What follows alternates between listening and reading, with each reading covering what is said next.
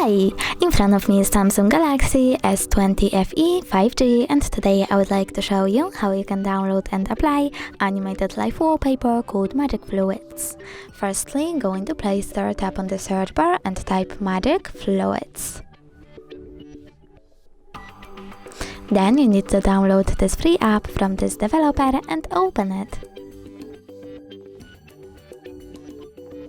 Now click on those three lines at the bottom right corner, select Settings and tap on I accept. Then you can customize your wallpaper however you wish to. When you're done, click at the top right corner over here and the bottom one again, but this time select Set as Live Wallpaper, click on Set Wallpaper and decide if you want to see it on home screen or home screen and lock screen by tapping on one of the options. So now when I go back, I can see that my wallpaper was successfully applied.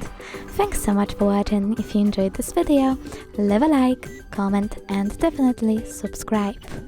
Bye!